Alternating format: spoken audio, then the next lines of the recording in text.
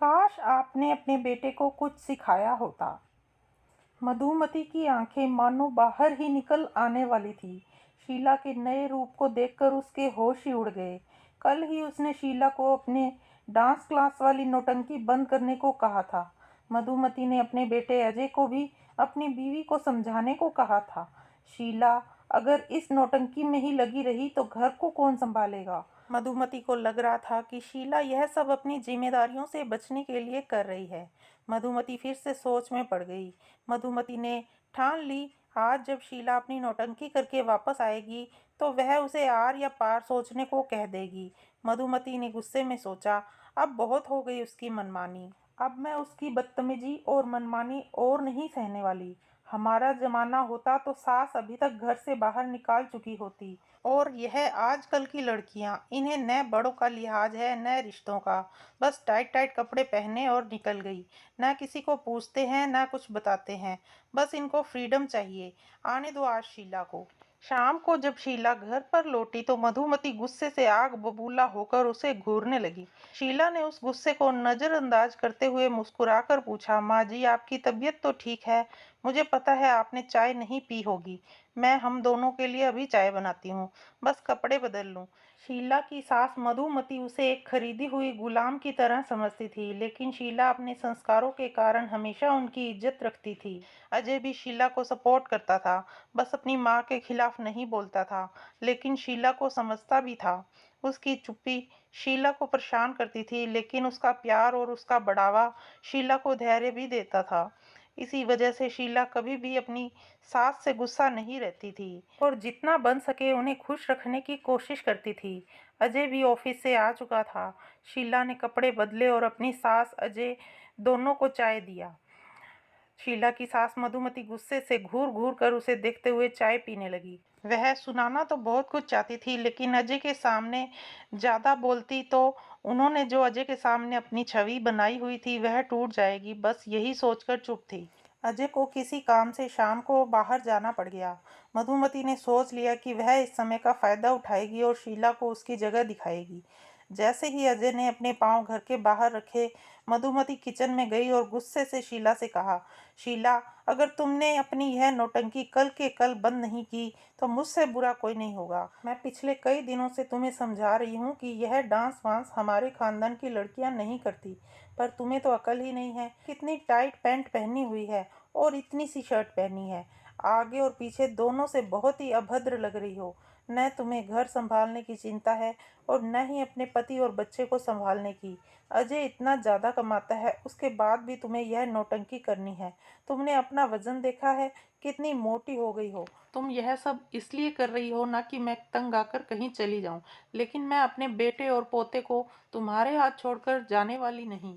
माँ जी मैं तो चाहती ही नहीं कि आप कहीं भी जाओ। रिंकू स्कूल से आता है तो घर में कोई हो, यह अच्छी बात ही है। जहाँ तक घर की बात है माँ जी, तो मैं अपना पूरा काम खत्म करके ही जाती हूँ। आपका और रिंकू का खाना दोपहर में आकर गर्म करके जाती हूँ, क्योंकि मुझे पता है आपको गर्म खाना पसंद है। आप ही के लिए तो मैंने इतने पास में डांस क्लास शुरू की है।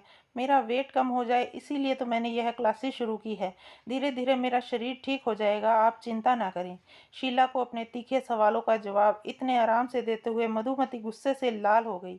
मधुमती ने सोचा, अब तो रामबाण निकालना ही पड़ेगा। शीला की मुस्कुराहट ने उसे जला दिया था। हद हो गई शीला, तुम्हें समझ में नहीं आता क्या? मैं तुम्हें बाहर जाने से रोक रही हूँ। घर की बहू घर पर ही अच्छी लगती है और घूंघट में ही सुंदर लगती है। बाहर जाकर हमारे खानदान की इज्जत मत उतारो और अपने शरीर की नुमाइश भी करना बंद करो। तुम्हारी माँ ने तो कहा था बड़ी संस्कारी है, पर तुम तो कुछ और ही निकली। मतलब तुम्हारी माँ ने तुम्हारी शादी करवाने के लिए हमसे झूठ बोला था। तुम्हारी माँ ने तुम्हें कुछ सिखाकर भेजा ही नहीं। शीला को पता था कि मधुमती उसके डांस क्लास को रुकवाने के लिए एड़ी चोटी का प्रयास करेगी।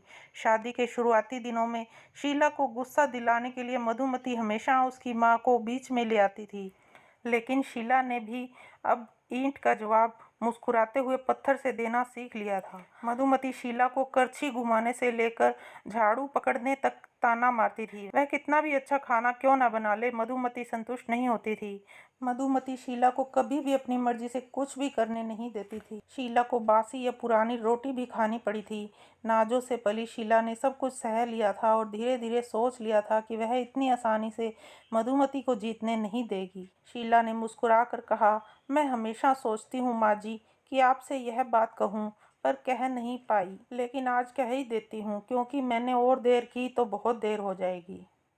मधुमती ने अजीब सी शक्ल बनाते हुए पूछा, क्या कहना चाहती हो? कहो, इतनी पहेलियां मत बुझाओ। चाहे कुछ भी कहो, कुछ भी कर लो, तुम बाहर नहीं जाओगी, और ऐसे कपड़े तो जरा भी नहीं पहन सकती। शीला ने फिर से वही मुस्कुराहट चेहरे पर लाई और कहा, आप तो ज्ञान की देवी हैं, आपकी तो बात ही अलग है। आप एक अच्छी सास ही नहीं हैं, बल्कि आपको तो किसी विश्वविद्यालय में प्रिंसिपल होना चाहिए था। और मैं यह आपको कब से कहना चाहती हूँ, लेकिन डरती थी कि आपका दिल न टूट जाए। इतना ज्ञान होते हुए भी, इतनी बड़ी ज्ञानी होते हुए भी आप अपने बेटे को कुछ नहीं सिखा पाई। काश जितना ज्ञान आप मुझे और मेरी माँ को देना चाहती हैं, उससे थोड़ा अपने बेटे को भी दिया होता, उसे भी थोड़ा आत्मनिर्भर बना दिया होता, तो मैं यह डांस क्लास शादी के तुरंत बाद ही खोल सकती थी। लेकिन मुझे पता ही नहीं था कि मेरी शादी एक बच्चे से हो रही है जिसे कुछ नहीं आता। शीला, क्या बकवास कर रही हो तुम? खबरदार मेरे बेटे के बारे में कुछ भी कहा। वह तो इतना अच्छा है कि तुम्हें बर्दाश्त कर रहा है, और कोई लड़का होता तो तुम्हें कब का अपने घर छोड़ आता। शर्म करो। मधुमती ने गुस्से में तिल मिलाकर कहा, अरे नहीं माँ जी, मैं अजय के खिलाफ कुछ नहीं कह रही हूँ, मैं तो बस सच बोल रही हूँ। यह सच तो अजय को खुद भी पता है। मेरे आने के बाद से अजय में काफ़ी बदलाव भी आया है। अचानक अगर एक दिन मैं ना रही और अजय को खुद से सब कुछ संभालना पड़े, तो अजय कुछ कर ही नहीं सकता। पानी के गिलास से लेकर बाथरूम के तौलिए तक अजय मुझ पर निर्भर है। आज भी अपना मोजा, रुमाल आगे तो मुझे कहते हुए भी शर्म आ रही है। माँ जी, चड्डी बनियान तक कहाँ है उसे पता नहीं होता। कोशिश कर रहा है, पर बहुत ही मुश्किल है। मेरी माँ ने मुझे इतनी साल से सिखाया, फिर आपने मुझे इतनी ज्ञान की बातें बताई, तब भी मैं आज तक कुछ सीख नहीं पाई। तो वह बेचारा, उसने तो बचपन से ही कुछ सीखा नहीं है, क्योंकि आपने उसे कुछ सिखाया ही नहीं है। उसे तो यह पूरा दिन निकल जाएगा सिखाने में। पर डरिए मत माँ जी, जिस तरह से आपने आज भी मुझे सिखाना बंद नहीं किया है, मैं भी अजय को सिखाना बंद नहीं करूँगी। मेरा छोटा रिंकू आपके बड़े अजय से ज़्यादा आत्मनिर्भर है। लेकिन कोई बात नहीं माँ जी, मैं अजय को जल्द ही रिंकू के जितना आत्मनिर्भर बना दूँगी। काश माँ जी, काश जितनी मेहनत आपने मुझे यहाँ तक लाने में की है, उससे थोड़ी मेहनत अपने सुपुत्र पर भी की होती। तुम होश में तो हो शीला? क्या बकी जा रही हो? मेरा बेटा लड़का है, भला वह क्यों यह सब करने लगा? मधुमती ने चिल्लाकर कहा, देखिए माँ जी, मैं आपके ही काम की बात कर रही हूँ। चलिए, मुझसे तंग आकर आप मुझे यह घर से एक दिन निकाल देंगे, लेकिन आप अजय के लिए दूसरी बीवी लाई और वह भी मेरे तरह ही निकली, तो आप अपने बेटे की कितनी बार शादी करवाएंगी?